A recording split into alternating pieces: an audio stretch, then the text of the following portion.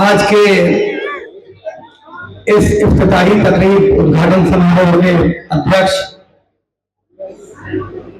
उत्तर प्रदेश के विकास पुरुष मऊ के लिए तो एक तरह से वरदान ही है आप माननीय मंत्री जी, नगर पालिका के सम्मानित सभासदगण, यहाँ पर मौजूद बुजुर्गों और नौजवान साथियों। माननीय मंत्री थोड़ा 5 मिनट मुझे चाहिए। आज शहीदी रोड का जो हालात थे उसके बारे में कुछ बताने की जरूरत नहीं है कि किन अदवार से गुजरकर ये रोड बना है और आज उद्घाटन हुआ है। शहीदी रोड के बारे में थोड़ा पहले मैं बताना चाहता हूं कि डॉक्टर सईद साहब थे इसी रोड पे और आगे जाके दाहिनी तरफ। उस वक्त सिर्फ जिले में ही नहीं बल्कि प्रदेश में उनका नाम हुआ करता था। वो हड्डी के डॉक्टर थे और इतने माने जाने डॉक्टर थे कि उनके बारे में कहा जाता था कि अगर इंसानों का नहीं जानवरों का भी अगर कोई हड्डी टूट जाती थी तो उसे भी वो ठीक कर दिया करते थे। तो उन्हीं के नाम पे बहुत पहले लोगों ने शहीदी रोड का नाम रखा था। गालिबन मौलाना अब्दुल लतीफ नुमानी साहब के जमाने में इस सड़क का नाम रखा गया था।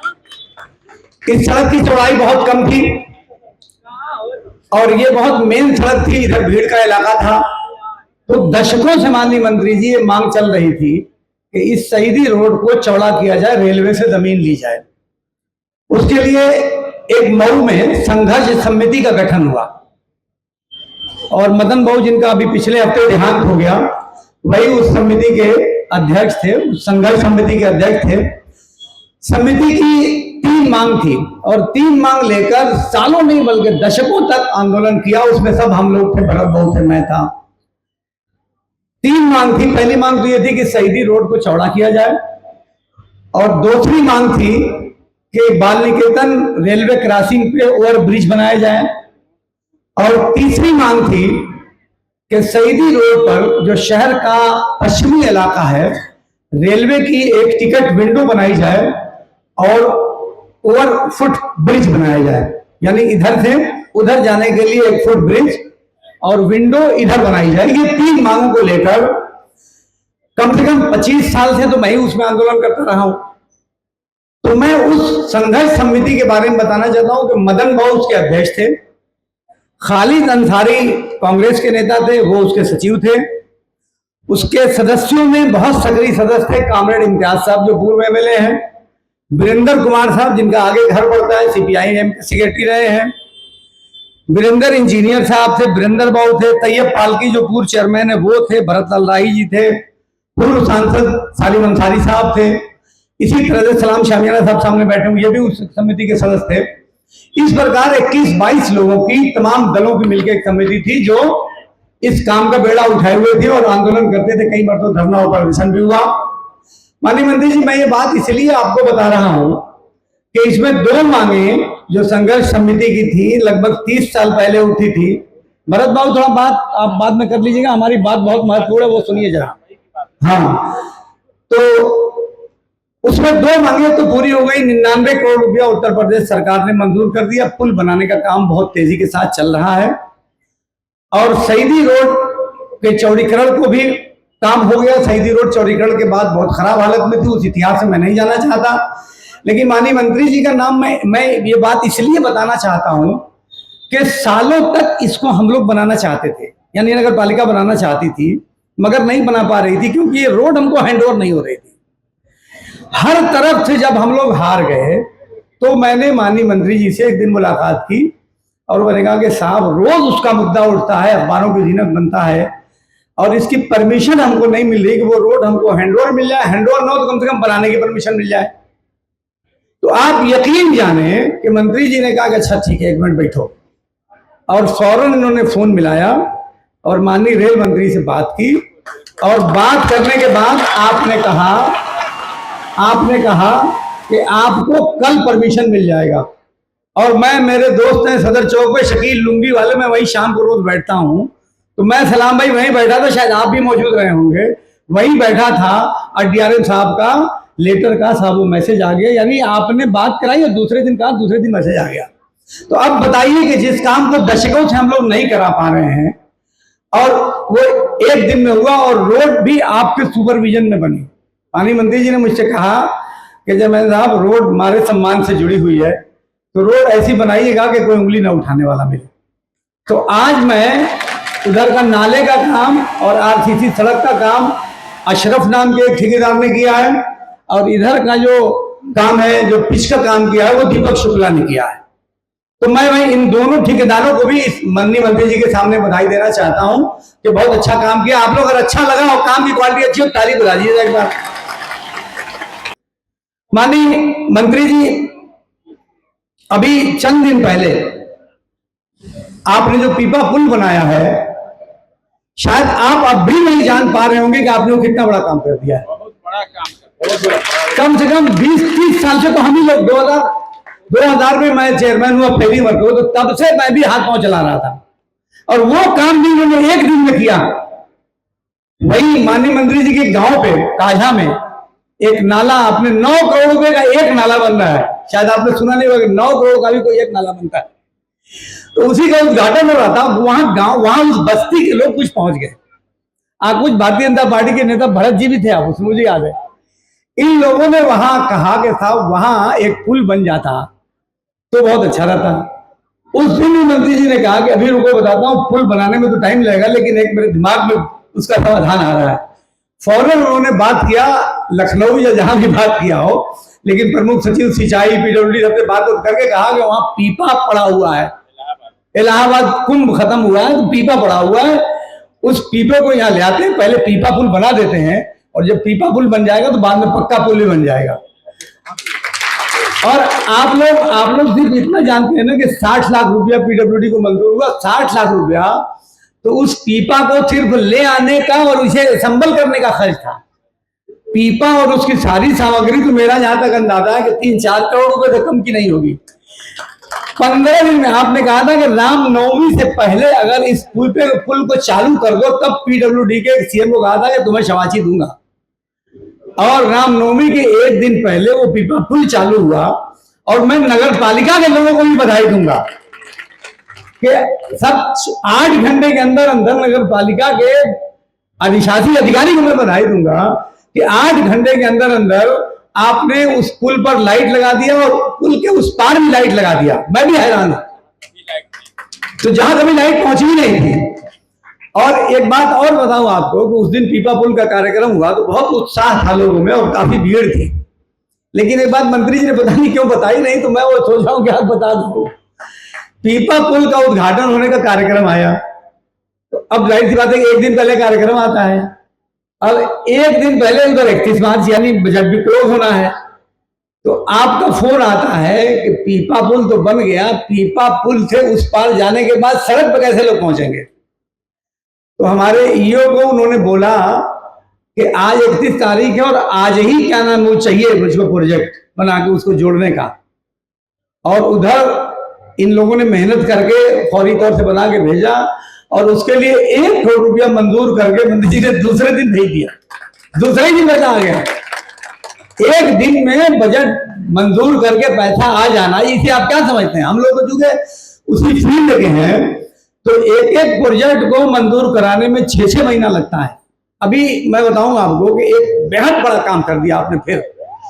ये इधर सबसे बड़ी प्रॉब्लम लाइट का पूरे मऊ में हाल तो सुधर गया, लेकिन यहां से लेके हत्थी मदारी से लेके सदर चौक का गोला बाजार तक की लाइट नहीं ठीक हो पा रही है, और यही पूरा मार्केट का पूरा इलाका यही है। तो एक काम मंत्री जी ने फिर कर दिया कि एक सब स्टेशन के बिना ऐसा कोई समाधान नहीं था। बंदे की तरफ 1,32,000 की कोई लाइट नहीं है, तो अब सब स्टेशन बने तो कैसे बने? फिर जमीन वहां नहीं थी, जितनी जमीन का जो मानक है तो उस मानक की कोई जमीन ही नहीं थी। तो अब हमारे पास जो जमीन थी स्लटर हाउस का एक हिस्सा जो खाली था तो वो बहुत कम था। तो मैंने कहा साहब जमीन तो हमारे पास है, लेकिन हमारा दामन छोटा है, ये जमीन छोटी है, उसमें कैसे बनेगा? तो आप हैरत करेंगे आप लोग कि उस वहां सब स्टेशन लगाने के लिए माननीय मंत्री जी के निर्देश पर जो मानक था वो मानक बदला गया और जमीन की नवैयत बदली गई।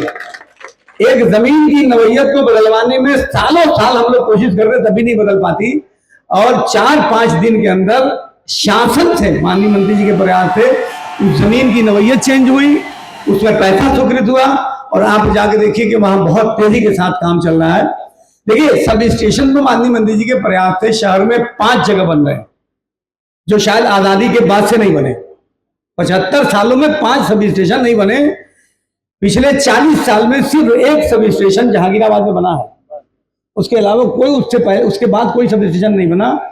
और आपने 5 सब स्टेशन बना दिया। कंधेरी का सब स्टेशन चालू हो गया, हकीकतपुर में एक सब स्टेशन पे बहुत तेजी से काम चल रहा है, मुझे लग रहा है कि जितना तेज काम चल रहा है 1 महीने के अंदर अंदर शुरू हो जाएगा। चकिया में एक सब स्टेशन वो भी बनने के करीब करीब तैयार है। एक नरई बांध में भी बन के वो भी तैयार है।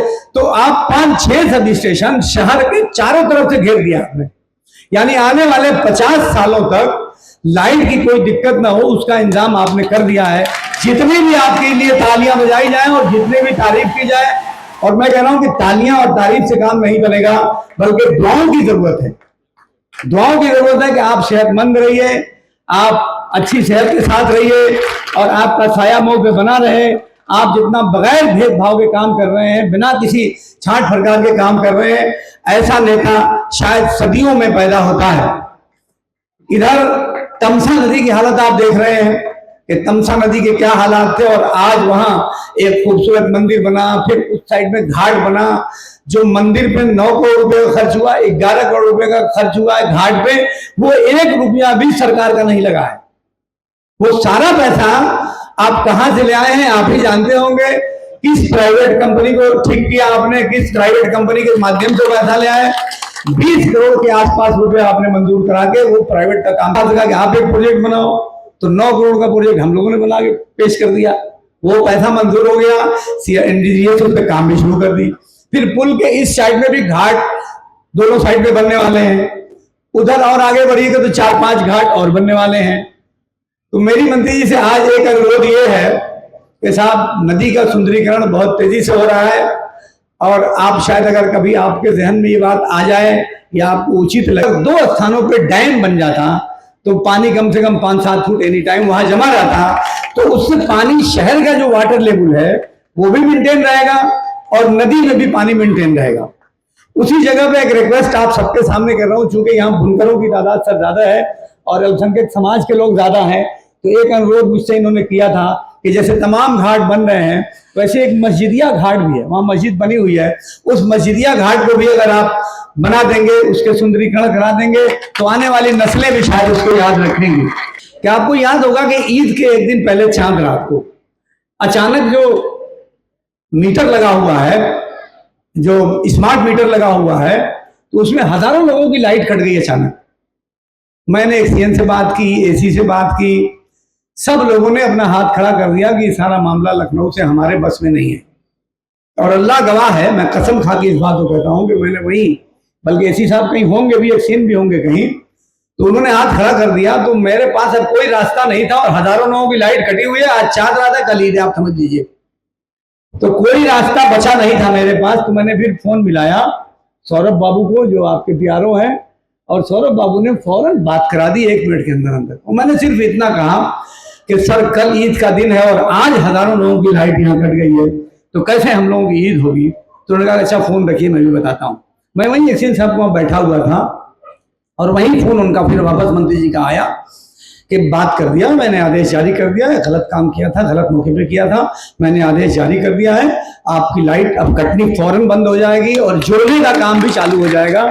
और फिर अभी 1 घंटा बीता था कि मेरे पास एक्सीएन साहब का फोन आया, तो बहुत मुबारक हो चेयरमैन साहब, हम लोग तो बहुत परेशान हो गए थे, और आपके कोशिश से, मंत्री जी के आदेश से, और ये जोड़ने का काम चालू हो गया। और आप सब उसके गवाह हैं कि आप में भी बहुत सारे लोगों को कटी रही होगी कि शाम होते होते सारे लोगों की लाइट रिस्टोर हो गई और काम चालू हो गया। एक काम और जो आप बड़ा यहाँ इशू बना हुआ है, और मैं जानता हूं कि आपके अलावा कोई कर भी नहीं सकता, शायद आप उसे करा दें, जो हैदर नगर का अंडरपास है, आपने उसको सुना तो खुद ही फोन किया और आपने वो लेटर भी बनवा के भेज दिया, लेकिन उसमें सर आपको लगना पड़ेगा, और अगर वो काम करा देंगे तो फिर तो पूछना ही नहीं है। वो करीबन जैसे इधर आपने पुल का एक काम कराया है कि 50,000 की आबादी एक उससे मुतवज्जह हो गई है और उससे जो बिल्कुल कटी हुई थी जो गई है, तो वो भी ऐसा ही ठीक काम है इस साइड में एक अंडरपास अगर वहां बन जाएगा तो 50,000 की आबादी रजनिया से लेकर तमाम अलीनगर सब इलाका है, तो वो आबादी उससे आबाद हो जाएगी। तो मैं सर एक मरतबा फिर आप तमाम लोगों का, जो बड़ी तादाद में आप यहाँ आए हैं, मौजूद हैं, माननीय मंत्री जी का प्रोग्राम दिन में लगा था, तो मैंने कहा साहब जुमा का दिन है और ये प्रोग्राम जुमा को दिन में लोगों को मुश्किल हो जाता है, जुमा के टाइम रहता है, तो इस प्रोग्राम को अगर आप रात में शाम में करा देते हो जुमा के अलावा कोई दिन, तो प्रोग्राम जारी हो चुका था। लेकिन मेरी रिक्वेस्ट पर और आप लोगों से बात करना चाहते थे, मुझे लग रहा है कि माइनॉरिटीज के क्षेत्र में पहली मर्तबा कोई प्रोग्राम उद्घाटन का बड़े पैमाने पर हो रहा है। अभी सर ने एक ब्लड बैंक का, पश्चिमी इलाके में मऊ में कोई ब्लड बैंक नहीं था, मैक्स हॉस्पिटल ने एक चैरिटेबल ब्लड बैंक बनाया और माननीय मंत्री जी ने उसका उद्घाटन किया है। अभी एक हफ्ता पहले माननीय मंत्री जी ने जो ऑक्सीजन गैस है उसका उद्घाटन किया, और कल हमारा जो सिविल हॉस्पिटल है उस सिविल हॉस्पिटल के लिए कल आपने 65 लाख रुपए आधुनिक मशीनों के लिए भेजा है। ये तीनों काम मैं इसलिए बता रहा हूं कि ये तीनों काम स्वास्थ्य से जुड़े हुए हैं, तो स्वास्थ्य से जुड़े हुए कामों पर एक साथ इतना फोकस करना वो आप ही के बस की बात है। लेकिन ये कि स्वास्थ्य के बाद दूसरा जो क्षेत्र आता है वो शिक्षा का आता है, और मैंने शायद आपको याद होगा कि एक मैसेज किया था, एक तो ये कि आपको 12 बजे रात को भी कोई मैसेज करो तो वो सील हो जाता है और रिप्लाई भी आ जाता है, जिसे हम लोग जागने वाले हैं, शायद आप भी जागने वाले हैं। तो एक रिक्वेस्ट आपसे मैंने किया था कि सर नगर पालिका के पास जमीनें हैं और एक CBSE का स्कूल बना देते जिसमें हम गरीब बच्चों को फ्री में देते तालीम, वही जो लिटिल फ्लावर और फला स्कूल, बड़े बड़े स्कूल देते हैं। तो मेरा एक ख्वाब है कि हम वैसे ही शिक्षा, उससे भी बढ़िया शिक्षा हम बच्चों को फ्री में या बहुत कम खर्च में दें, और आपके रहने से ये मुमकिन है, वरना फिर तो अंधेरा ही दिखता है। बाकी लोग तो बड़ी बड़ी बातें करते हैं, बड़ा बड़ा भाषण देते हैं, लेकिन काम करना और कराना एक अलग चीज है और बात करना एक अलग चीज है। जमीन पे काम देखा जाता है, तो आपकी वजह से बहुत सारे काम हुए। मैं अगर उन कामों को गिनाऊं तो बहुत समय लग जाएगा। तो मैं एक बार तो फिर सर आपका बेहद शुक्रिया अदा करता हूं कि आज आपने इस बहुप्रतीक्षित रोड का उद्घाटन किया है, और मैं बिल्कुल बड़ा दिल करके उन सब लोगों का शुक्रिया अदा करता हूं कि जिनकी कोशिशें इसको चौड़ा करने में रही हैं। उन सब लोगों का बेहद आभार व्यक्त करता हूं कि एक बड़ी झंझट यहाँ खत्म हो गई है और अब मंत्री जी आएंगे अपनी बात को रखने के लिए। तो अगर आपने आज यहाँ कह दिया कि फुट ओवर ब्रिज भी बनेगा और खिड़की भी बनेगी तो समझिए कि बेड़ा पार है। तो मैं इन्हीं सब बातों के साथ आपका फिर एक बार तो शुक्रिया अदा करते हुए और इस सरजमीन के लोगों की तरफ से आपका आभार व्यक्त करते हुए और आपका इस्तकबाल करते हुए अपनी बात को खत्म करता हूं। बहुत बहुत शुक्रिया। जय हिंद।